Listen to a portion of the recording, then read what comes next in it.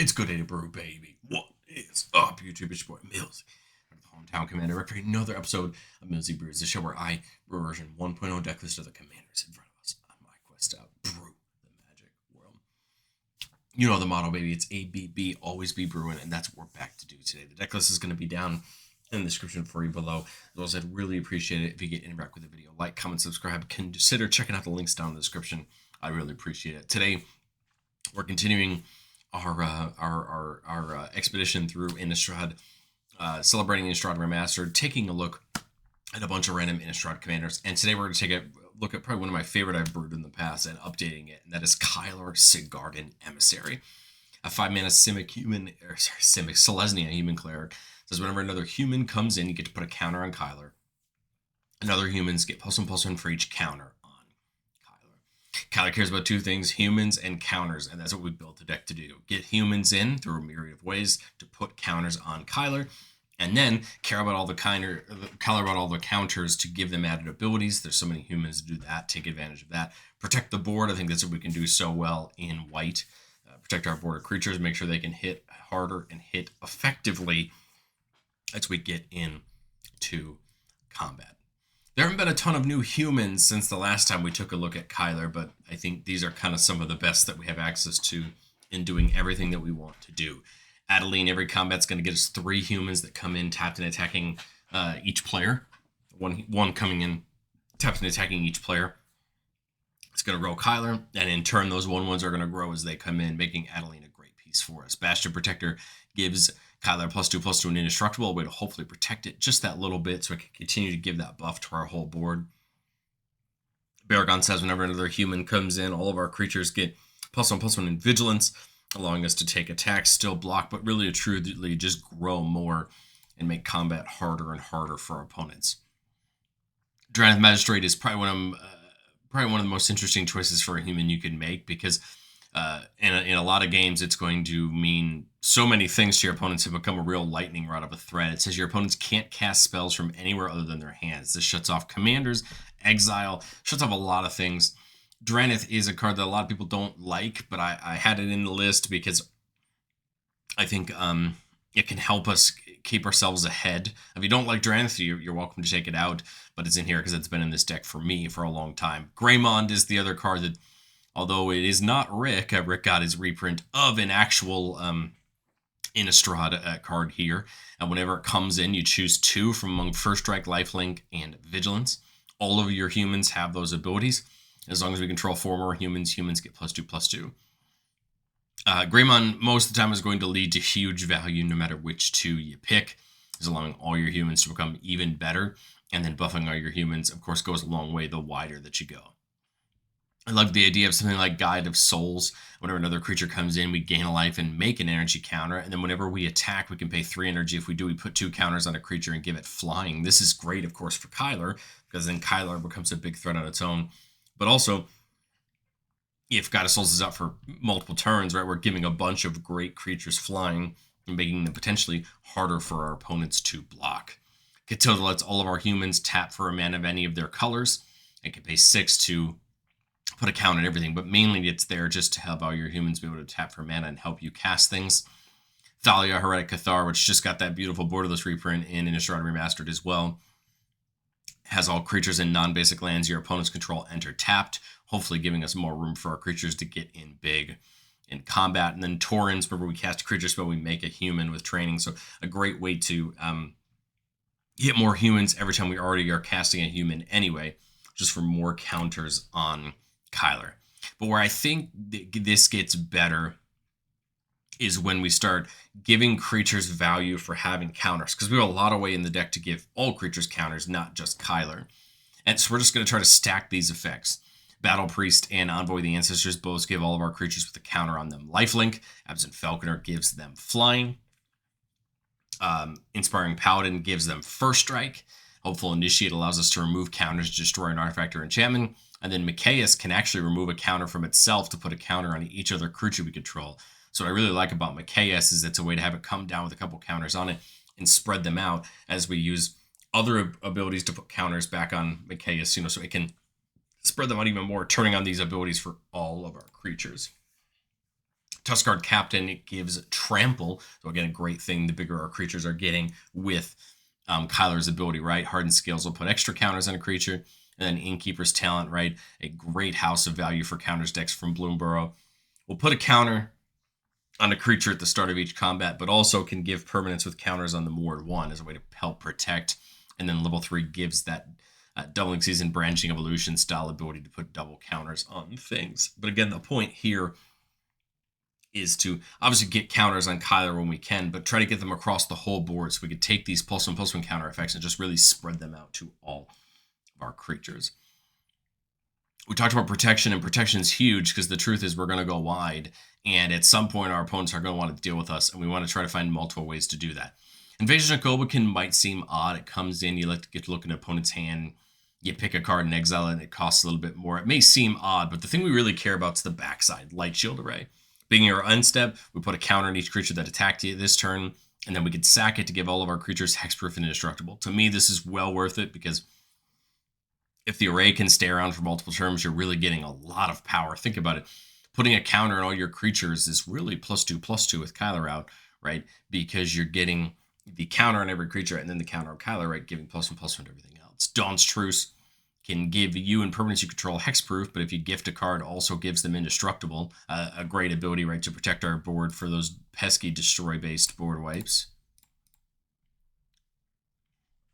Flare of Fortitude and Flawless Maneuver, giving our creatures indestructible. Flare of Fortitude actually adds that our life total can't change, but each of them have an option to pay without paying their mana cost. Flare of Fortitude lets us sacrifice a non-token white creature, and Flawless Maneuver just needs us to control our commander. So great ways to hopefully cheaply protect our whole board. And then Unbreakable Formation adds the fun of giving indestructible, but if we cast during our main phase, we put a counter on each of our creatures and they get Vigilance. So a great way to spread those counters around too. Like any good self-respecting green deck, the truth is at the end of the day, we're trying to end this thing in combat. And there's a lot of ways to approach that. I think Champion Lamholt's one of the fun ways in this deck. Creatures with power less than Lamholt's power can't block creatures we control, and it actually grows every time another creature comes in. But remember, Kyler's going to grow Lamholt as well, meaning that with Lamholt out in a turn or two, all of our creatures are probably just unblockable to hit our opponents. Seraph gives all our creatures Death Touch if they're tapped, or Hexproof if they're untapped. Death Touch is really going to work great for all other abilities that can give them trample as well, right? Death Touch and trample work so well together and can lead to so much damage.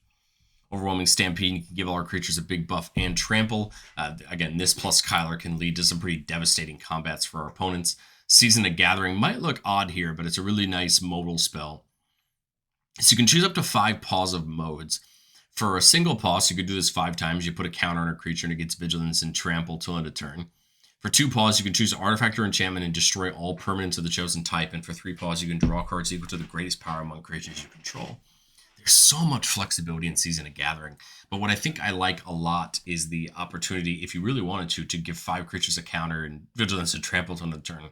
Remember that if Kyler's out and has a good amount of counters on it, that's going to lead to a huge swing for us. Banner of Kinship. Whenever it comes in, choose a type, put a Fellowship counter on it for each creature you control of that type, and creatures you control of the chosen type get +1/+1 for each Fellowship counter on this artifact. So no matter what, for us at the game, our humans are going to get that buff and hopefully lead to more and more damage. Cathar's Crusade just got that pretty poster reprint, and it's great in this deck because just like we talked about with Light Shield Array, it's putting a counter on each creature you control, right? Which means with Kyler out, it's effectively +2/+2, right? A counter for each of them, and then one more +1/+1 with Kyler. So a great way. And every creature you have coming in doing this, it doesn't take very long for the Cathar's Crusade to become a real problem. Garrick's Uprising giving trample all around. And then it actually kind of works sneaky good here. It says whenever a creature you control with power 4 or greater enters, you draw a card. Well, you might think, you look at the deck list and all the humans are pretty small. But remember that when Kyler's already out, it automatically gives that buff. So if a creature comes in and Kyler's out, it's getting the buff when it enters, meaning you do have a chance to draw off the Uprising. It's not just about the trample, but I think the trample is the main part. Legion Loyalty is another card that can quickly end the game with Kyler, especially if you're attacking with a bunch of non-legendary creatures. Whenever a creature with myriad attacks for each opponent other than the defending player, you make a copy of it tapped and attacking that player. This is going to get out of hand, especially when you're growing Kyler, right? Every time those copies come in, and can lead to just huge combats. And then Virtual Loyalty at the beginning of each of your end steps. You get to put a counter on each creature you control and untap them. Again, counters on all our creatures, but more buffs for Kyler. But the cool part here is you kind of get pseudo vigilance, right? Allowing yourselves to untap them so you can block with them or do other things with them on your opponent's turns if you have that around. But I've said it before on the show and I'll say it again. No deck's ever complete. I mean, we've looked at Kyler in the past, and I still don't believe, even on your third or fourth try in a deck, that a deck's ever perfect. There's a lot of things we can learn in testing. And the 3 cards on the screen represent just the things I'd be thinking about. Laid to the Rest on the right is a card that I've always thought is really good. I've just never found it at the right times. Whenever a human who control dies, we draw a card, and whenever a creature with a counter on it dies, we gain 2 life. It's a great card. It fits so well into our deck. I just couldn't find a spot for it over trying to make sure I was trying to pay off everything else. I think someone's going to call me crazy for not playing Laid to Rest, but the truth is I've never seen it at the right time. And so it's just never been as useful to me as something like in the middle, Clever Concealment, a protection spell that actually lets us phase creatures out, or sorry, permanents out, I apologize. Protect our entire board, from a exile board wipe, which are the hardest board wipes to come back from, right? I love Clever Concealment, but it's not a cheap card, and for good reason, because it can face everything but your lands out, right? Which is a great ability, protecting a lot of things. And it has Convoke, meaning hopefully we don't have to spend a single mana on it. And then Chroma's Will, another one of these Alpha Strikey type cards. This or Triumph of the Hordes are really probably going to give you the same result. A way to take an Alpha Strike and take out multiple opponents at once, if not the entire table. As Kyler's ability to buff our entire board is just going to get out of hand once you add either other keywords with the Chroma's Will or something like Infect with Triumph of the Horde. So it just kind of goes to show you the type of cards that I'm targeting, mainly these two that I'm targeting with where I would be looking at and testing. Let's get into playtest number 1, keeping a 3-lander with Drannith Magistrate. Horn of Gondor, a killer way to make a ton of humans. When it comes in, you make a human token, and for 3, you make human tokens equal to the number of humans you control. A great way to grow Kyler quickly. Baragond, and then Gobikin. So just a great way to get stuff out here. We'll get the planes out there turn 1. Turn 2, there we see the Cathar's Crusade. It's either Drannith Magistrate or Gobikin here. If someone has a pretty early commander, it's Magistrate. Otherwise, I like getting the Gobikin down. Look at somebody's hand. Give you something to start working towards, right, getting rid of. So when Kyler is 5 mana, right? So at this rate, we are a little bit far off getting into Kyler just yet, but I think it's important to keep the train rolling. We'll make a 1/1 here with Horn of Gondor. Turn 4. All right, well, we see the Sigardian Sanctuary, so unfortunately going to be one real turn off. I'll play the Baragond. Maybe we can get another attack in here, the Gobikin. Again, the goal is to try to flip it, right, would be the best. If we can try an untapped land here, we have Kyler. Otherwise, we'll tap that for a mana right before we pick it up for the Sigardian Sanctuary. We could Drannith. We could put the Feldar Retreat down for next turn. Since we have a land that's going to go down next turn, potentially get a counter on all of our creatures. I don't mind that idea. Drannith would, of course, turn Baragond on, giving a buff this turn, maybe to flip that.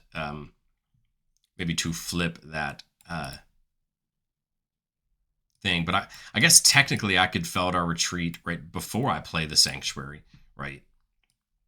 And then I could get a counter on each of them. Right, I could do that this turn.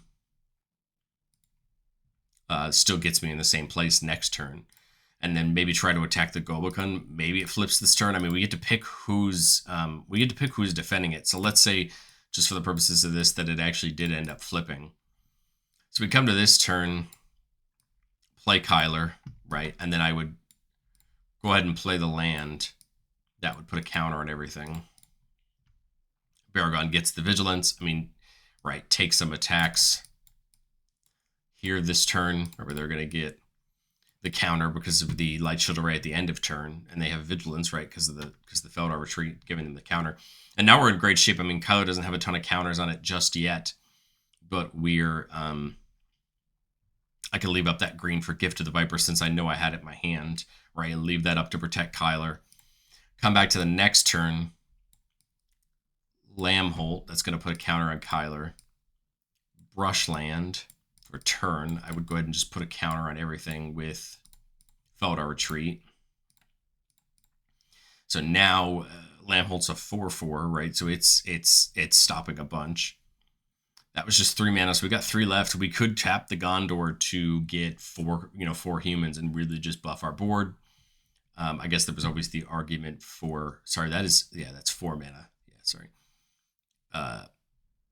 There was always the argument, I guess, for the Cathar's Crusade that turn instead. But the truth is, I think, Champion makes sense. I think it might as well just play Draneth. Get that down and take an attack this turn. Again, when you attack, we got both the buffs there and the vigilance from Baragon as well. So these guys are going to be hitting hard this turn. Let's see about this. This coming in would make it a 3/3. So I think at this point, like, unless our opponents have huge creatures, probably nothing's getting blocked this turn, right? Leading some big attacks. This would keep the Viper up for Kyler just in case somebody has some single target removal that is in exile, right? But then I think this turn, we don't have enough to Cathar's Crusade plus Gondor. Otherwise, that'd be perfect, right? Just make a ton of humans and have some fun, right? I guess you'd probably just put down the Heron Blade Elite, get another counter on Kyler, make the tokens with Horn of Gondor and just attack again. Again, nothing can block because the Lamhold, you're hitting hard. I think this is kind of exactly where we'd want to see our board state at. Getting into playtest number 2, keeping a 3-lander with that Champion Lamhold, Dawn's Truce, Johnny the Great-Hearted, and Arcane Signet. Johnny the Great-Hearted is here because it gives your whole board vigilance, and that -2 can actually put counters on all your creatures. Again, allowing us to spread that world around. We'll put the Ardenvale in turn 1, I guess, because there's nothing really we can do with it. Turn 2, we'll get the Arcane Signet down. So here we're just building up our mana, trying to get things out before Kyler if we can. Here, turn 3, we don't really have any great options.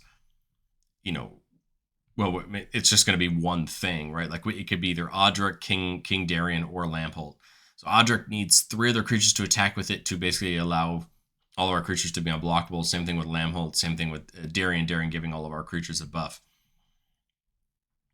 I think I like the idea of Lamhold just so that way it can start growing and really becoming a problem for our opponents. Because my thought here is now we Kyler, put a counter here, and push ourselves towards next turn.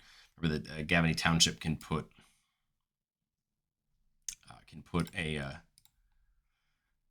counters on every creature we control by paying it each turn. So Diamond City's an interesting one.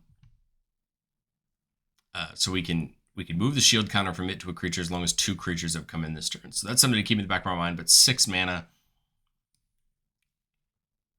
I think we Darian, counter.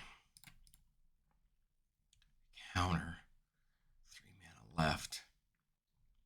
I think we just probably attack, right? I mean, unless somebody has anything bigger than a 4/4, 3/3, 4/4, 5/5. I mean, we got pretty good attacks, right? We didn't get the Diamond City this turn, but that's okay. We're just working our way up, trying to find another good piece.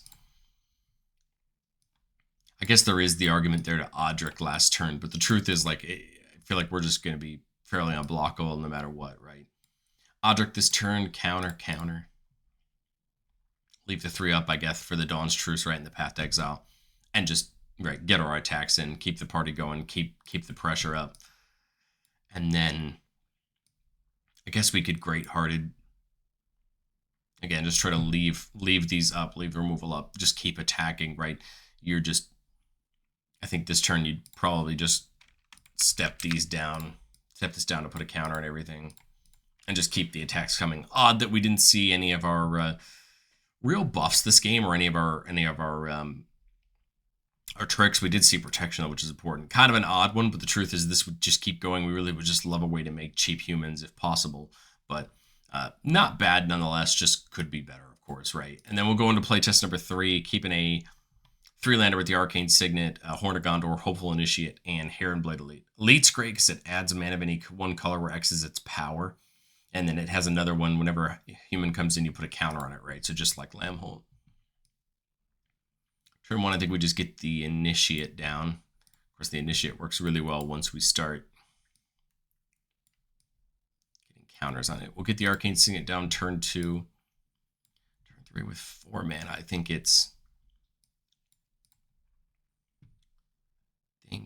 Heron Blade. Just get the process of start growing. So Hopeful Initiate has training. Whenever it attacks with a creature with power greater than it, you put a counter on it. So probably no chance for a counter just yet. I think on turn 5 here, we'd Kyler. Kyler will grow up. Heron Blade Elite, so it's tapping for 2 now. So 2 I don't think does us any good that I can think of this turn, but it will help us definitely next turn. Obviously, once we start getting creatures in, then it'll be even better. Because think about this here. This turn, we Cathar's Crusade, right? Plus 3 for the Beastmaster. That puts a counter on Kyler and a counter on Heron Blade Elite. But then Cathar's Crusade puts a counter on everything. Right, so now all of our creatures are growing, especially with Kyler, and then Beastmaster will give a buff every time it attacks. Doesn't give trample or anything, but it does give a buff. So now, right, this board is just starting to grow. It's just going to get better turn after turn. 7 mana here. I think it's just the banner this turn. Right, comes in with 4. I guess we would have enough to tap the Heron Blade Elite, but I kind of like the idea of just attacking with it, taking the big attack this turn with the buff here and the buff here, and just keep the train rolling. Hopeful Initiate could always remove some counters if we needed to take out some things, but I kind of like this. We're getting good with the mana here. It's just finding some more humans to get in this time, and then we're good as gold, which is the Gondor. So I guess you could have tapped the Elite to play the banner and the Gondor, and probably actually tap the Gondor this turn to get an even bigger thing, right? So, maybe the sequencing there could get a little bit better, but I think it just goes to show you, like, in some of these moments, why these banner kinships style effects can be so good. And same thing with Cathar's Crusade, why it's just an all-star here when you can see it. But let me know what you think of Kyler down in the comment section below. It's a deck I've always liked. I've always wanted to go back to it. But the room in my box of decks that I actually play is just so short that I haven't. But maybe if we see some more fun humans over the next few months, maybe I'll think about it. But let me know what you think of my brew, and I will catch you guys in the next one.